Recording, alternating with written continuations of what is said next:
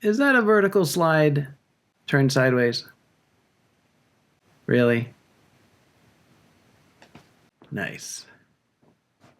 Hi, I'm Mark Steelman, and this is I Should Write This Down, a podcast about teaching, learning, and whatever else it takes to fill 20 minutes. I am your host, and tonight it's just me. No band, no guest, no applause sign. We really should have gotten an applause sign. It's just a man in a chair, a gamer chair, but it's just a chair in front of a green screen because, well, behind that green screen is a cinder block wall, and you don't want to see that. But every show has to start somewhere. And so does every to-do list. So that's what this episode is going to be about. Getting started. Or how I became an emotional how I became an motivational speaker at the dinner table. So I'm looking forward to spending time with you. Let's get started. We are officially in the end of semester cram. This is the week after Easter, and the end of the semester is coming. I'm currently a grad student. I'm a teacher at a local middle school and a grad student at Appalachian State University. And you may have seen that I have had some video. I put a bunch of videos up on my channel recently. And those are actually from my college course. Like one of my professor, Dr. Patrick O'Shea, encouraged me because I told him that I was interested in doing a podcast. And he said, well, then I challenge you to go ahead and get started by turning in all your assignments for me this semester as podcasts. And I said, well, I had heard that the best way, the first rule of podcasting is get started. So here it goes. Now, before I go further, I want to warn you that I am fueled by sleep deprivation. So I had this huge project for my other class with Dr. Teresa Redmond. Shout out to Dr. Redmond. Because we had just this very, like, this project that kind of like consumed the entire semester. But I had this great idea. In Dr. O'Shea's class, we had learned about AR, which, if you saw my other video, is augmented reality. And I had played around with it a little bit. So Dr. Teresa Redmond was wanting me to come up with our own project for a creative project for media literacy. So I had this great idea to do mine in AR. Perhaps I should improve my definition of great ideas, because I knew like this much about AR.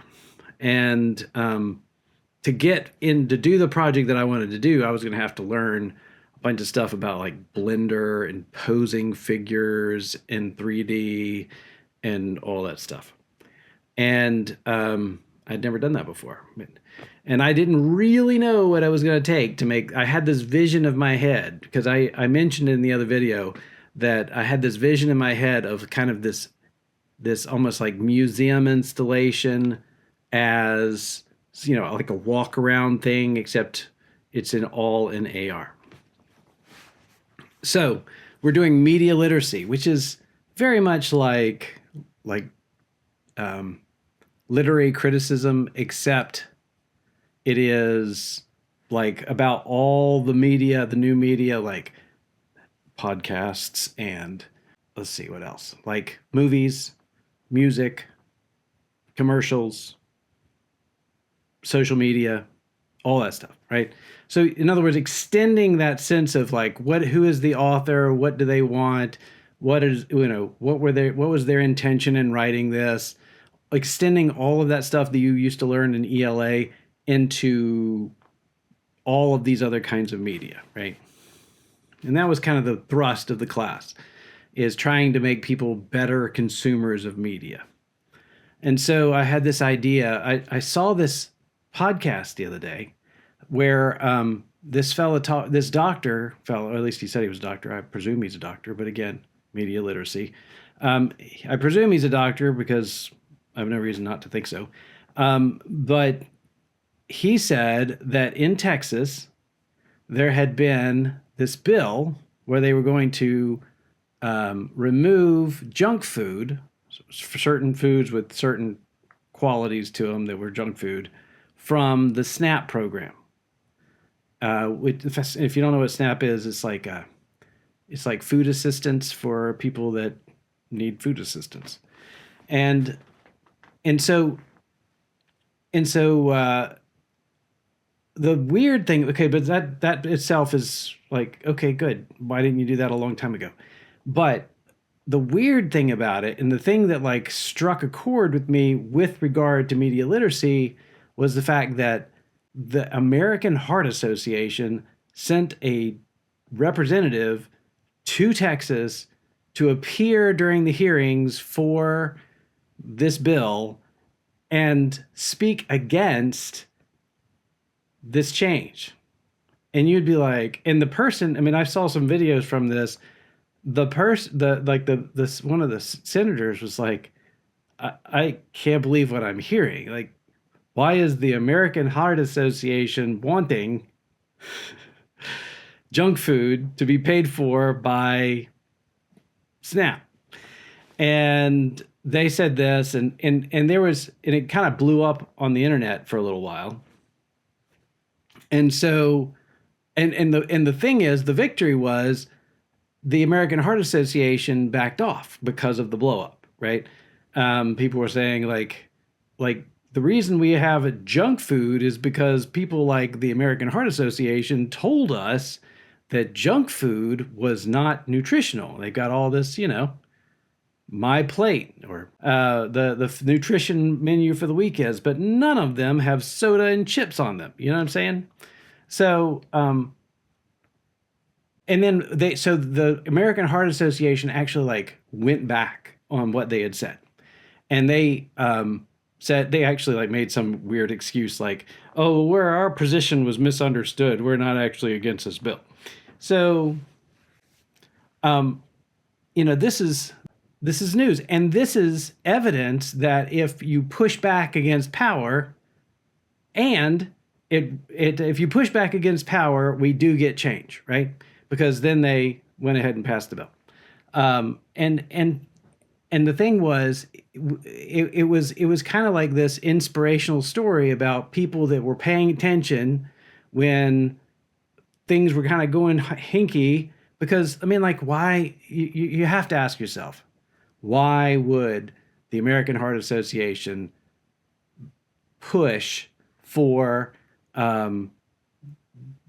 against a bill that would actually make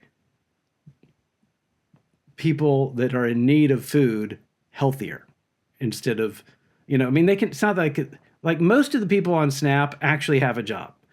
They work at Walmart or something, and Walmart doesn't pay them enough, and so they're on SNAP, right? So it's not like they couldn't buy some chips or a soda or whatever. It's just so they can't buy it with the SNAP card, So, so this was really, I mean, like, to me, it just seemed like a completely uncontroversial thing, right? Like, who made them do that is the whole, like, in my mind, is who would make the American Heart Association betray one of their most, basic tenets, that junk food is bad, right? So I did my project, and I got down to, it just took me a while to like I had a lot of like research to do, and then I had to decide what I was going to do. And this past weekend was Easter weekend, and our school had Friday and then Monday and Tuesday off. Okay, well, Tuesday was an optional teacher work day, but because I had this project, I was going to take it off and finish my project. And I got down to Monday afternoon, which is like Easter Monday, and it's about 9 o'clock. I start collecting art assets to put in my AR project, and it gets about 9 o'clock, and I think I should really check. I'm getting tired. Can I go to bed? Let me make sure I know when this thing is due tomorrow, because I had thought it was due like at midnight tomorrow. And I go and I look in I look in the assignment, and it's due at 1 p.m. And I haven't even started trying to learn how to do Blender. And I was like, well, I guess we're not sleeping tonight.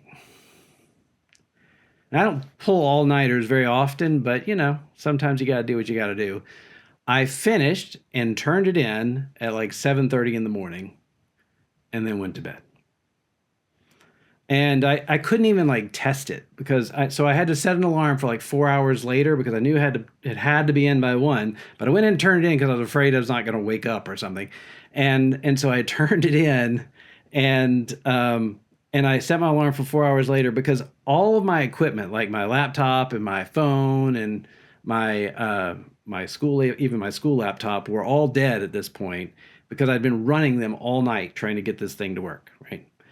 And when I went to try it after I woke up and my phone was charged and whatever, I went to try it, and the link inside the AR thing, there was a sign that talked about this incident that I just told you about. And then when you click the sign, it would take you to it, and I needed to have like, resources. I mean, like sources for this. I can't just be pulling it out of nowhere. I've got to like have some kind of credible resource. It's a research paper. So I had found the article just saying what I have told you already, on Stat News, which is a very reputable online media. And the article that I had linked when I went and got there, like later that morning, was gone. Now, I'm not a conspiracy theorist, but I'm telling you, this is how they get born. I was like, I have less than an hour to turn this in, and my main source for the credibility of this piece has disappeared. Thought I was going to go crazy. I went to the website. I looked all over. I said, maybe I just put the wrong link in. I searched their website. It's just completely gone. They had just taken it down. And I was like, what is going on? So then I start like feeling like I'm going crazy, and I search the web to see if like, is it the apocalypse? Is anybody still reporting on this? Has big junk food just taken everything? And I found two more sources that still said what the other article said by Stat News. One of them was the Daily Wire, which is like a big organization, but I felt like for this piece, the Daily Wire is just so partisan that I felt like it would actually hurt the credibility of my piece to use them as my main source, more than a less famous brand. So there was this website called I think it was called the Texas Scorecard. So this is my picture from going to the website where the thing used to be. And let me pull this up for you. So this is the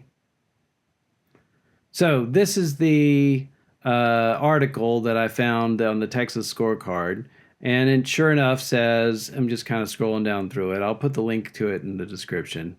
Let's see. I'm looking for the thing about the American Heart Association. There it is. Debate also included criticism of the American Heart Association, which initially testified against the bill during a Senate committee hearing last month. And then they said they were actually advocating for tax dollars to continue to be used for junk food, said Middleton. The association later changed its position, saying the testimony in opposition was a miscommunication and that it does not oppose the bill. So anyway, this is the article that I ended up using as my main evidence that it actually happened. the good news is that I'm not crazy, but the bad news is that truth is ephemeral on the internet. If you have enough money, you can make the truth disappear from the internet. All right. So this segment I like to call Why We Can't Have Nice Things. The other day I was at school and a kid that I teach wanted to show me his new dirt bike. So he said, go to YouTube and look up, and he gave me some bike. I'm not into dirt bikes, so I was just kind of like, humoring him. And I pull up this dirt bike video on YouTube, and this ad was next to the dirt bike video on YouTube. And this is something that I would definitely say is why we can't have nice things. So DALL-E 3 is one of the most advanced pieces of technology on the planet. Okay. It is like a imaging software where you can either give the computer a picture and it will alter it by, like, you tell it how to alternate in plain English, or you can just ask for a picture in plain English and it will just make a picture for you, right? And I've seen all kinds of weird stuff on kids' computers because of that. I saw somebody the other day with a T-shirt that said Cinnabron, that had like LeBron James's head, but the top of it with a Cinnabon bun, that kind of stuff. It's like just cracked out. You think about like photoshopped pictures. Well, imagine doing it in seconds, right? And it's actually been some problems with it going back to media literacy. There have been people that have been deep faked and been included in some scam through a deep fake and things of this nature. So this is actually something that still concerns me. But the thing is about this DALL-E thing is, I mean, you'd think this is literally like the pinnacle of technology. Okay, this is one of the most advanced stuff we have. It has taken some of the smartest people in the world. It requires like thousands of processors. It has computers that are filling up an entire building and requires the electricity to run a small town.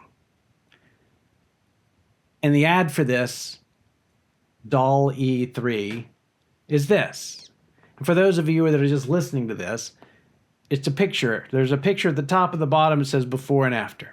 The top says before, and there's a beautiful woman standing on a beach, and she's wearing a yellow dress. And at the bottom, it says after, and it shows the beautiful woman's head, and she had a neutral look on her face before, and now she has a very friendly look on her face, and she's cut off at the neck. And there's kind of like the way this is positioned, since they're not proportional, there's this implication that you could scroll up, right? And I'm just kind of disappointed, I mean, you develop all this technology, and what are we going to use it for? We're going to use it to, like, cure cancer. We're going to use it to, like, come up with new ways to purify water. We're going to use it to, improve government efficiency. No, we're not. We're going to use it. We're going to advertise it on YouTube as a digital peep show. This, my friend, is why we can't have nice things. Do better.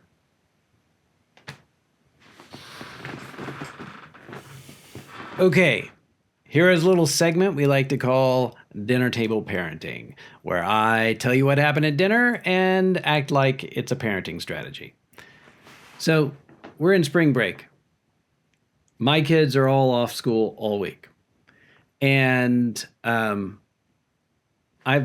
was off Monday, but then I had to go back, right? Or Monday and Tuesday, but then I had to go back. So I'm looking at my kids, and I come home from work on Wednesday, and I'm like realizing that they have done zero, except for like stare at their phones since they got off. And for a couple of days, I'm good with that because I know they're tired and they need to rest. But I was thinking to myself, they are in serious risk of just blowing through, like zombieing through their entire spring break, right? Just sitting around the house and staring at their phones or whatever. Just, they were in a full vegetative state. You know what I'm saying?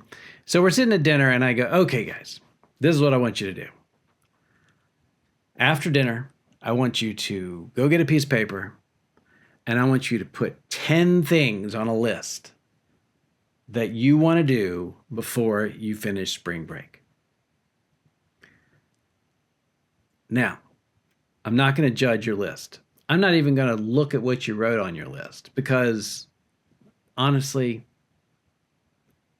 they're going to put some banal stuff on that list. And I would be like, face palming that too, right? But so I don't want to see it, but I will ask you if you made the list, and unless you want to lie to my face, you better make the list. I said, and then I want you to just start checking things off your list, okay?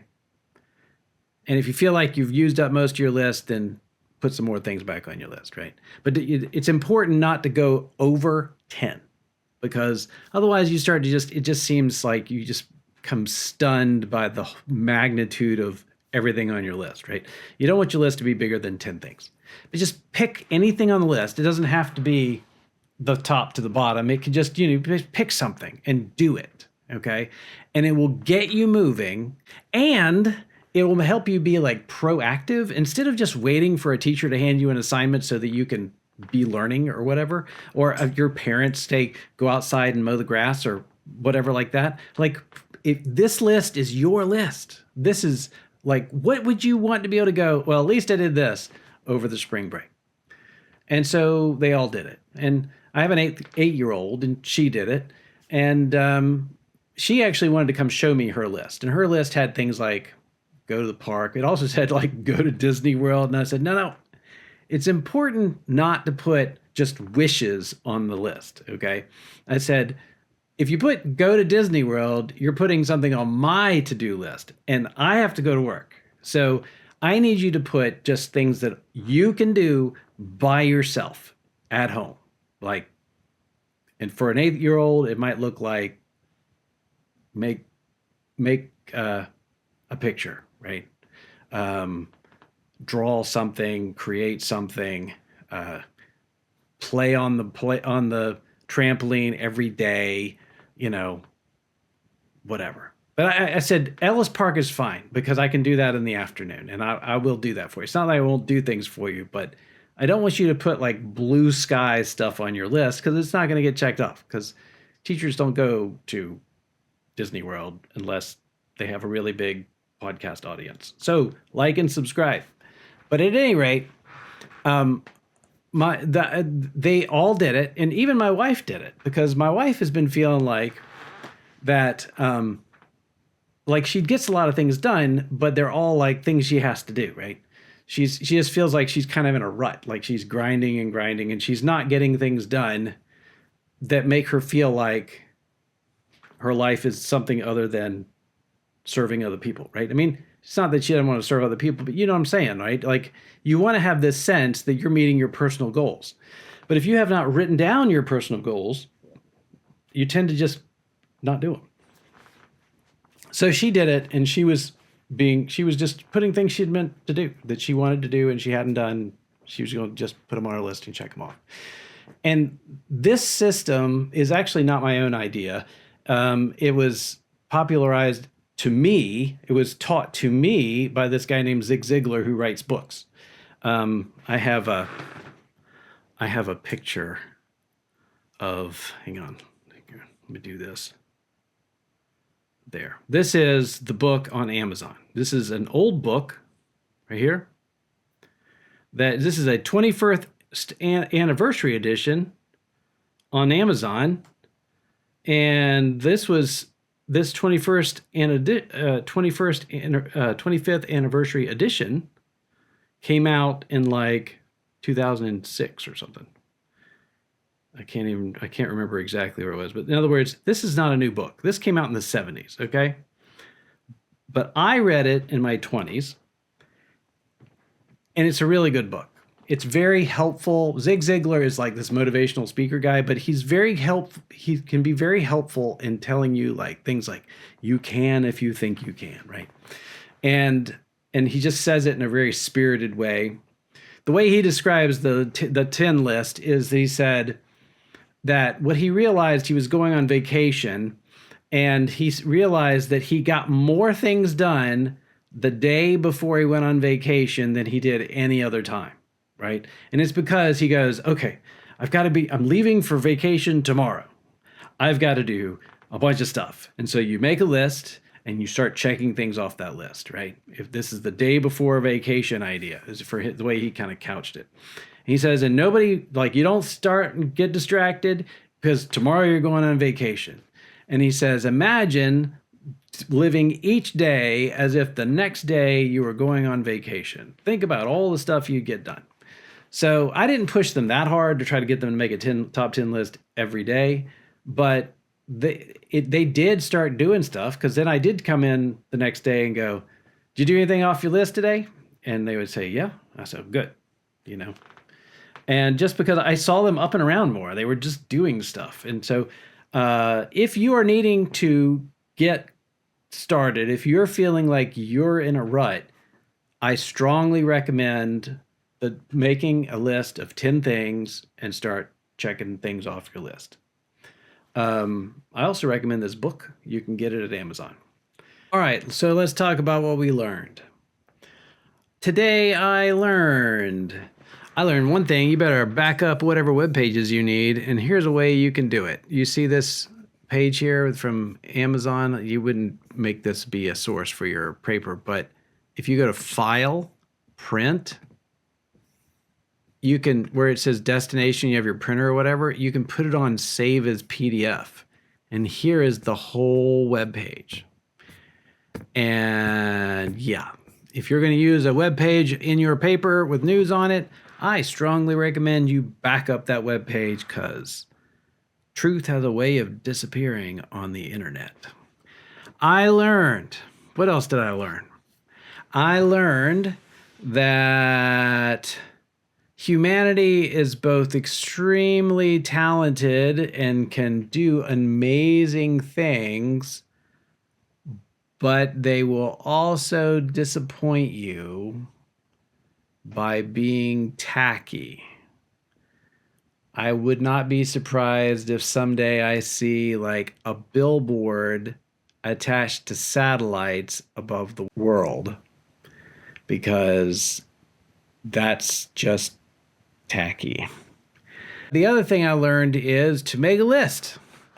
To make a list of 10 things and get started checking them off. So if you'll excuse me, make podcast.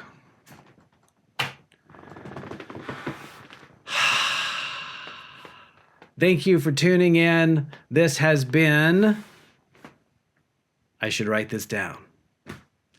And I hope that you come back next time and like and subscribe. I'm going to try to make another one of these. I'm the kind of person that doesn't say, I'm going to have this every week, because my life is very chaotic with school and scouts and, my master's degree.